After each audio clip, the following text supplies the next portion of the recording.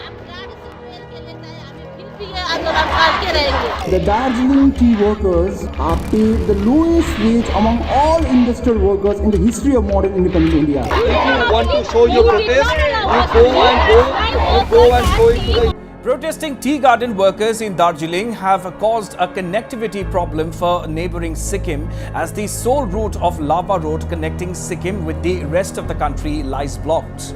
The Lava Road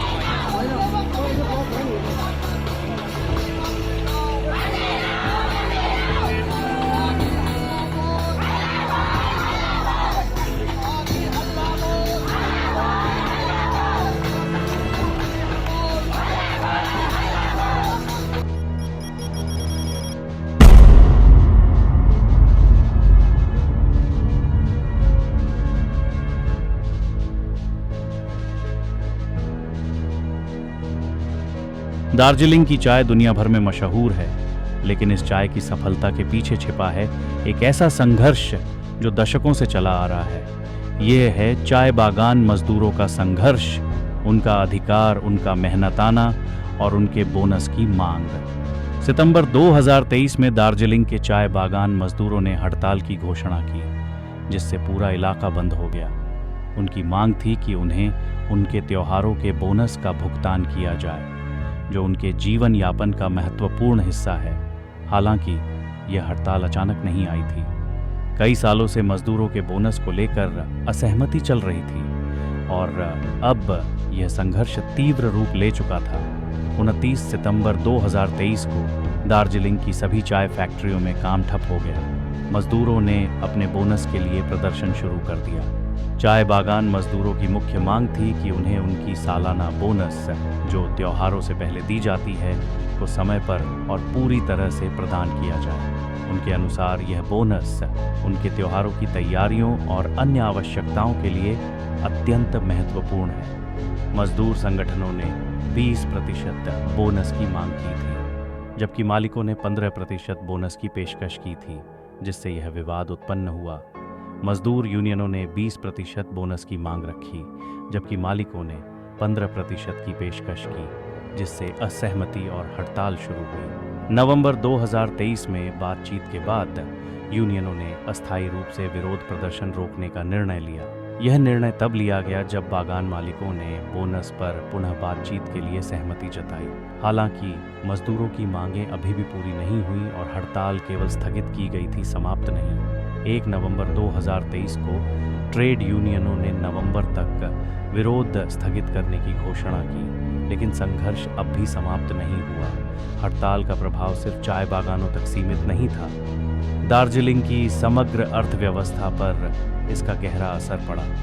छोटे व्यापारियों और स्थानीय बाजारों को बड़े नुकसान का सामना करना पड़ा, क्योंकि पर्यटक और स्थानीय निवासी इस तनावपूर्ण माहौल से दूर रहे। दार्जिलिंग में कई छोटे व्यवसायों और बाजारों में व्यापार ठप हो गया, जिससे स्थानीय व्यापारी आर्थिक संकट में पड़ गए। इस हड़ताल के दौरान एक और बड़ा मुद्दा उठ खड़ा हुआ। छोटे चाय उत्पादकों ने नेपाल से आयात हो रही चाय के खिलाफ विरोध शुरू किया। उनका आरोप था कि नेपाली चाय के सस्ते दाम उनके व्यापार को नुकसान पहुंचा रहे हैं। इस मुद्दे ने दार्जिलिंग के छोटे चाय उत्पादकों और बागान मालिकों के बीच तनाव को और बढ़ा दिया। जनवरी 2024 में छोटे चाय उत्पादकों ने नेपाली चाय के आयात के खिलाफ अनिश्चितकालीन विरोध की धमकी दी।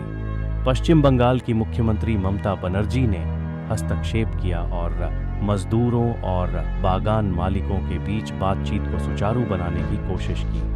हालांकि सरकार की मध्यस्थता के बावजूद मजदूरों की मांगों का समाधान नहीं हो पाया और संघर्ष जारी रहा। पश्चिम बंगाल सरकार ने बातचीत के कई दौर किए, लेकिन कोई ठोस समाधान सामने नहीं आया। चाय बागान मजदूरों के लिए बोनस सिर्फ एक अतिरिक्त आमदनी नहीं, बल्कि उनके त्योहारों की तैयारियों और रोजमर्रा की जरूरतों को पूरा करने का साधन है। मजदूर कहते हैं कि त्योहारों के समय बोनस उन्हें अपने बच्चों के लिए कपड़े और अन्य ज़रूरतें पूरी करने में मदद करता है। एक मजदूर का कहना है, हमारा बोनस हमारे लिए त्योहार मनाने और अपने बच्चों के लिए कपड़े खरीदने का एकमात्र साधन है। दार्जिलिंग चाय की वैश्विक मांग तेजी से बढ़ रही है। जिससे यह अंतर्राष्ट्रीय बाजार में एक प्रमुख स्थान पर है। लेकिन इसके पीछे काम करने वाले मजदूरों की हालत आज भी वही है, असमानता और संघर्ष से भरी। यह असमानता दिखाती है कि कैसे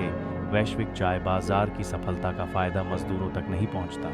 2023 में दार्जिलिंग चाय की वैश्विक मांग ने रिकॉर्ड ऊंचाइयों को छुआ, लेकिन मजदूर अभी भी बोनस और उचित वेतन के लिए संघर्ष कर रहे हैं। बोनस विवाद अभी भी जारी है और मजदूरों को उम्मीद है कि उनके हक की लड़ाई अंततः उन्हें जीत दिलाएगी। भविष्य क्या होगा ये अनिश्चित है, लेकिन मजदूरों का संघर्ष एक बेहतर कल के लिए जारी रहेगा। दार्जिलिंग के चाय बागानों में मजदूरों का संघर्ष भारत की सामाजिक और आर्थिक व्यवस्था की जटिलताओं को उजागर करता है। हमें उम्मीद है कि इस आंदोलन का समाधान मजदूरों और उद्योग दोनों के लिए बेहतर होगा, ताकि दार्जिलिंग की चाय की मिठास उन लोगों तक भी पहुंचे जो इसे अपने पसीने से सींचते हैं। अंतर्राष्ट्रीय मंच पर दार्जिलिंग चाय की मांग बढ़ी, लेकिन मजदूरों के जीवन स्तर में कोई सुधार नहीं आया।